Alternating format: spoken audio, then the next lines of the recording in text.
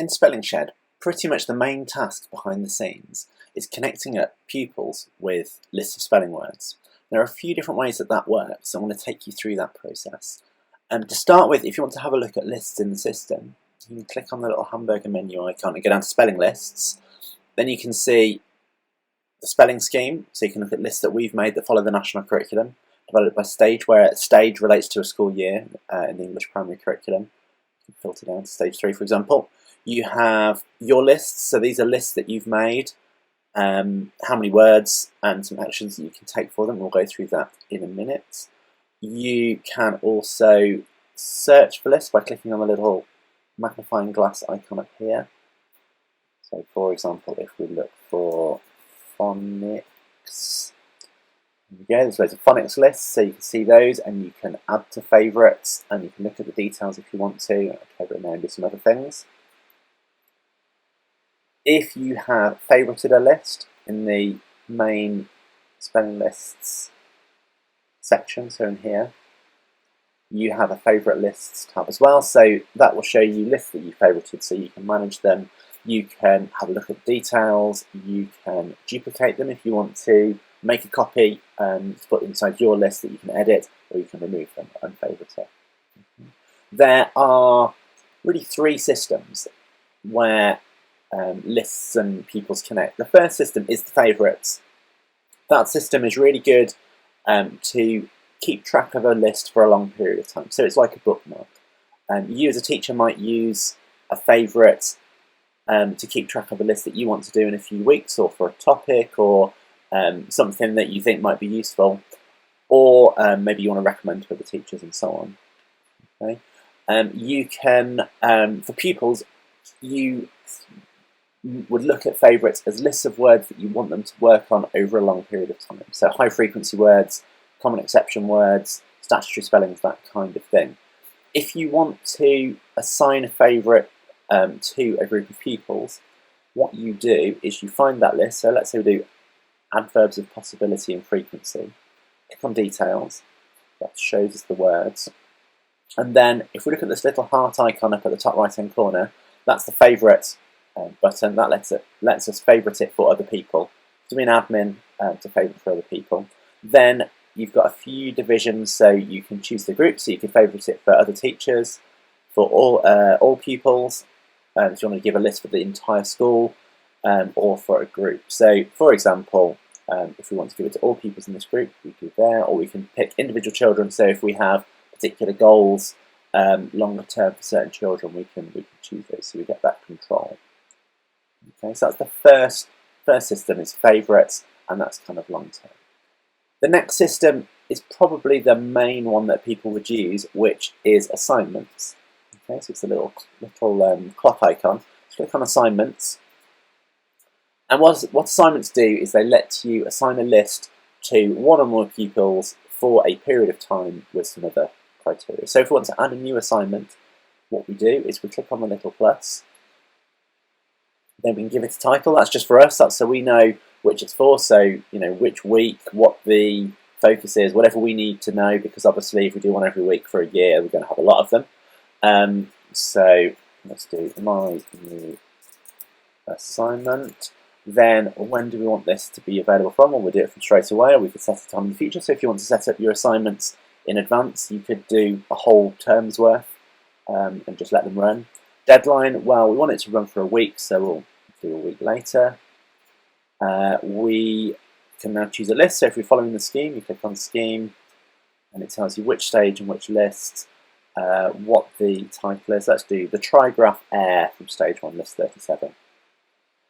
Then games required, so if you want pupils to do a certain number of games, so they've got to do 10 games, then you put a number in there. When that number of games has been completed, this homework will disappear, this assignment will disappear. So if you want to leave it open-ended, sometimes might mean that they practice it more. So that's something you'll need to work out with your class. Do you set them a requirement, or do you just leave it open? Then limit lists available until required games played. If you tick that on any of the active assignments, then in the game there's a more lists button, and that will disappear. So basically you're locking it down so they can only play the list that you've set as assignments. You can set up to 4, different lists, so you can control it if you need to. So let's do save. Then now we get pupils to add. So we've set the assignment up. We need to say who it's for. So it doesn't automatically assign that. So we can choose a group. Now we're inside a group, we can add to everybody, or we can pick individual children. So if we want to differentiate, we can have just one or two. So we can just choose that one, and then that saves straight away. So as soon as you've ticked it, then it's saved. Okay, and we press the little X to close it, and we can then see it down here. And if we go into the homework, over time we will see activity, so how many games we played, percentage correct, and so on. So it's kind of like a little league table for that assignment. The third system, and the last system really, is Hive games. Okay, and Hive games work in a bit of a different way. So a Hive game you get to by clicking the hamburger, going down to the little grid icon. Okay. And what Hive games do is they sort of replace the weekly spelling test. Okay, it's a type of game where everybody plays together. So the teacher runs the game as they would if they were leading a spelling test, and all the pupils play at the same time with a device each. Okay, they have to be logged in. To set a Hive game up, click on the plus. You can do this from inside a list as well. So if you found a list that you like, you can go straight from there. We can choose the list that we want to work on, and we could go from there's the same icon in the list screen. So you can find your list first and go from there. So let's say we're going to do words with a double F, for example. Then you press play. Okay, that gives you a few more options. The difficulty is the amount of scaffolding that the game gives. Extreme is the default because that means there's no scaffolding, so they just get a full keyboard. So it's just making it as challenging for them as possible, so you can assess, do they actually know these things? Can they actually spell these words? Shuffle words puts the words in a different order, or takes a subset of words from a longer list. And show words, whether the word's shown on your screen. So obviously if it's up on an interactive whiteboard, don't turn that on because you're going to give the game away. Then you press create game. Okay? And now it says waiting for players. Okay? So if we shrink this window down now, and we've got a pupil account signed in on the web game. So if they go to the little menu and do play Hive game, okay, then they need to put the code in. Obviously you need to be in the same room, you need to be doing it at the same time.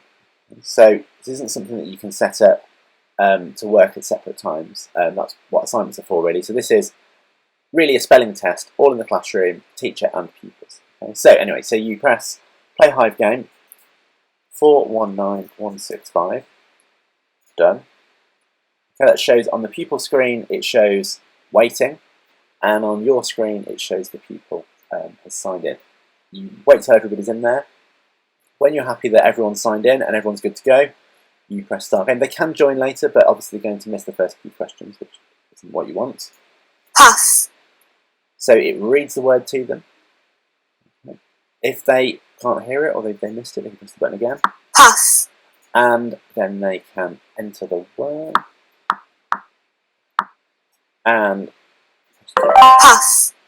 They get instant feedback, but also when all of the pupils have given their answers, you get a results screen. So it shows how many got it right, who's got the most points, so who won on that word, so it injects a bit of competition. Then you've got a leaderboard, which shows where everybody is. Obviously, we've only got one player in this game, so they're winning. And then you get to the next one. So for a Hive game, as a teacher, I'm controlling the game. I'm making sure that everyone's in sync, and I'm sort of running the game show, if you like. Off. So off.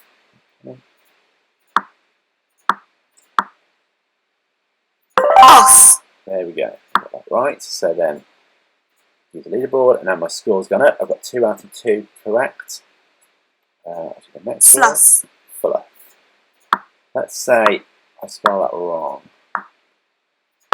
Fluff. Yeah. Oh dear.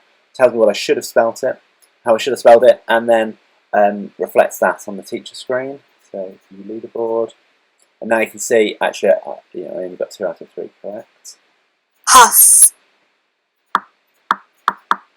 Huff. stuff, cuff, staff, cliff, sniff,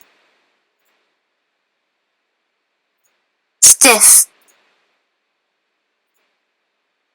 Okay, now we've got to the end. We do end game, game finish, close, and we can quit.